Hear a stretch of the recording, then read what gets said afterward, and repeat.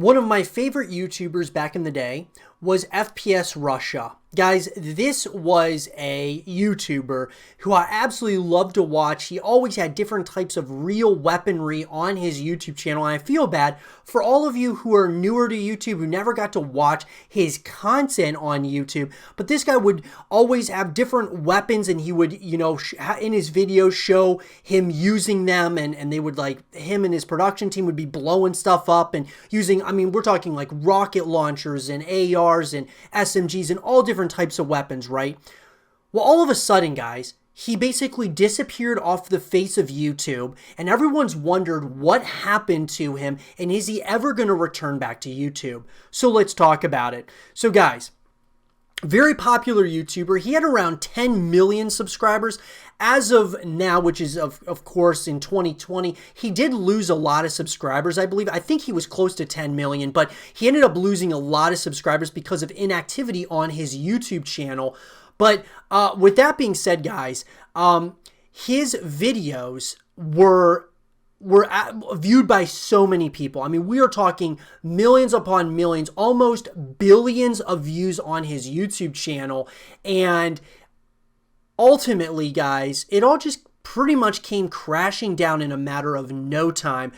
The death of Keith Ratliff. On January 6, 2013, Keith Ratliff, a member of the FPSRussia's production team, was found shot dead in his own gun store. Ratliff was responsible for obtaining the firearms used in the videos. Following Ratliff's death, the production of FPSRussia's videos went on hiatus until February 19, 2013. And then in March of 2013, the Georgia Bureau of Investigation said it was still investigating. However, as there have been no official updates since the initial reports following Ratliff's death, the case has become the subject of numerous conspiracy theories. Now, on March 29th, 2013, Myers, Georgia residence was searched by upwards of 40 members of the Bureau of Alcohol, Tobacco, Firearms, and Explosives, alongside officers from the Georgia Bureau of Investigation.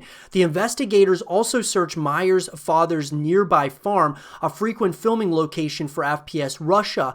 ATF spokesman Richard Coase said the justification for the search was that Myers was using explosives and getting paid for it via YouTube. In August of 2017, Myers' residence was again raided after Myers was alleged to have received 25 grams of butane hash oil through the mail. According to Myers, the case was originally tried on the state level, but it was appealed to the federal courts due to the state's justification for searching his home was that he was wearing shorts. The federal courts prosecuted on the grounds that illegal drug possession while owning a firearm is a federal offense. Myers was arrested for felony possession of a restricted substance with intent to distribute, and 50 of his weapons were confiscated under a federal law that prohibits illegal drug users from possessing firearms. He later pleaded guilty to possession with intent to distribute marijuana and butane hash oil, with all other charges dismissed. On June 19, 2019, Myers was sentenced to 2 years probation and 2 months in prison and pay a fine to the amount of $7,500. Myers speaks about these matters in YouTube videos. In these YouTube videos, he reveals that these charges were a plea deal and claims he did not have the intent to distribute. So look, guys, I believe that part of this had to do with not only just he was getting bombarded with, obviously the ATF and amongst other organizations that are, kind of coming at him, right, in a number of different ways. And so maybe it was just getting too hot, and he ended up just deciding, like, look, I got to put a hiatus on this entire, situation, because it's really, it was getting serious. His own, one of his business partners obviously gets killed in his own gun store.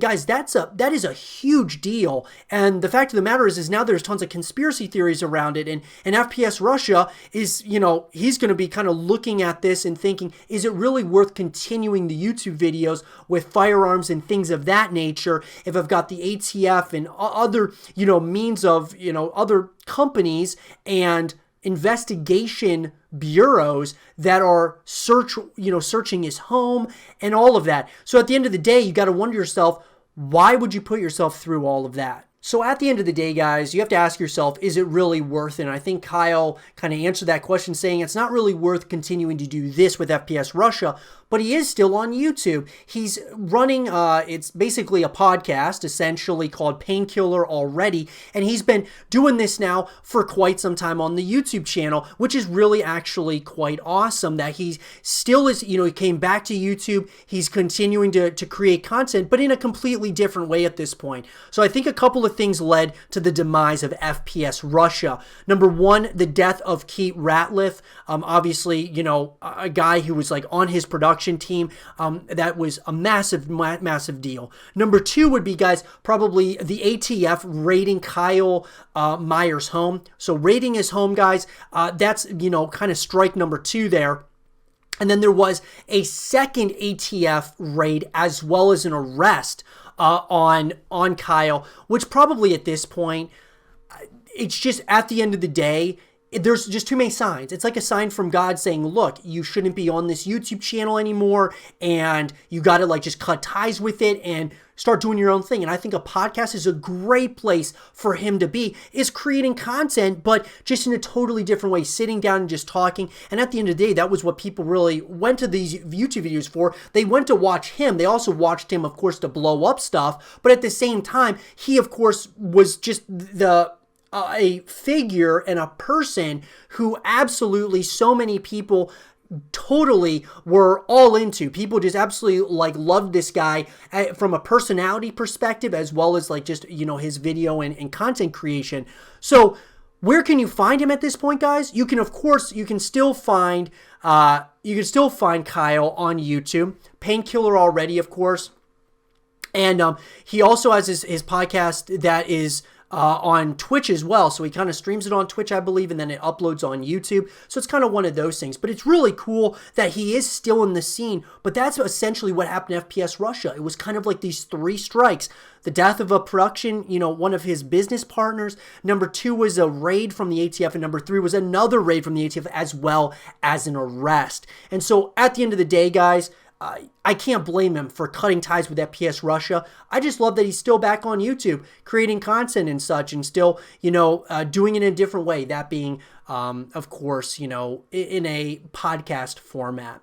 But let me know what you guys think about FPS Russia. Are you guys glad that he's still on the YouTube platform? What do you think was the ultimate time in which he said that enough is enough and no more am I going to do FPS Russia? When do you think that decision was made? Anywhere along the way? Let me know what you guys think. And for more content and videos based around the entertainment and gaming industry, stay here with Zero TV.